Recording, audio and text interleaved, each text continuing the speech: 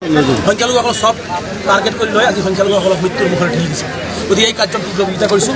আমি প্ৰতিজন ভূমিহীন মানুহক ভূমি দিয়াৰ ব্যৱস্থা কৰিব লাগে, প্ৰতিজন উচ্ছেদিত পৰিয়ালে সংস্থাপন পাব লাগে, ক্ষতিপূৰণ পাব লাগে আৰু মুখ্যমন্ত্ৰীৰ এই দানৱীয় উচ্ছেদ বন্ধ হ'ব লাগে। মুখ্যমন্ত্ৰী ডাঙৰীয়া অলপমান তিলমান যদি হৃদয় আছে, আপুনি ৰজা হৈ মানুহৰ লগত বজাৰ দৰে ব্যৱহাৰ কৰক, আপুনি গৰু ছাগলীৰ দৰে ব্যৱহাৰ নকৰিব।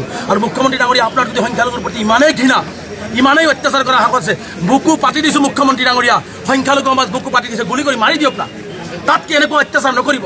80 বছৰীয়া বৃদ্ধই আজি কেঞ্চাৰত ককবকাই আছে, আজি শিশুৱে তিৰপলৰ তলত আছে, আজি মুখৰ ভাত কাঢ়ি লোৱা হৈছে, আজি প্ৰশাসনে অত্যাচাৰ কৰিছে, সপোনৰ বলডুজাৰ দি ঘৰখন ভাঙি দিয়া হৈছে। এনেকুৱা অত্যাচাৰ মুখ্যমন্ত্ৰী ডাঙৰীয়া নকৰিব। আপোনাৰ যদি ইমানেই সংখ্যালঘুৰ প্ৰতি ঘৃণা, আপোনাৰ যদি ইমানেই জাতিখনৰ প্ৰতি লোভ লালসা, তেনেহ'লে সংখ্যালঘু ৰাইজক মুকলিভাৱে গুলি কৰি দিয়ক, আমি বুকু পাতি দিবৰ কাৰণে সাজু আছোঁ। কিন্তু এনেকুৱা অত্যাচাৰ নকৰিব।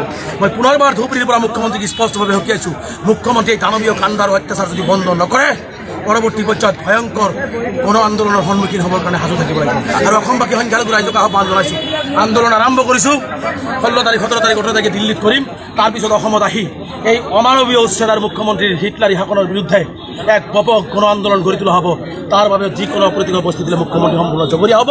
আৰু মুখ্যমন্ত্ৰীক মই চেলেঞ্জ কৰিছোঁ, আমচুৰ আন্দোলন চলিছে আৰু ভৱিষ্যতে চলি থাকিব। হৈছে পুলিচে নোটিছ দিছে আমাক, গভৰ্ণমেণ্টে বোলে আমাক সমদল কৰিব নিদিব। তাৰ মানে গণতান্ত্ৰিক আন্দোলনক তেওঁলোকে ঠেঙি চেপি হত্যা কৰিব বিচাৰিছে।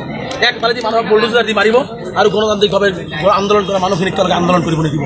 গতিকে আজি নোটিছ দিছে, পুলিচ লগাইছে। হয়তো অহা দিনবিলাকত মুখ্যমন্ত্ৰীৰ পুলিচে এনেকুৱাভাৱে সংখ্যালঘু ৰাইজ নিজৰ জীৱন আৰু সম্পত্তিৰ নিৰাপত্তাৰ কাৰণে ওলাই আহিম, মুখ্যমন্ত্ৰী পুলিচ আৰু মিলিটাৰীয়ে আমাৰ আন্দোলনৰ গতি ৰোধ কৰিব নোৱাৰে।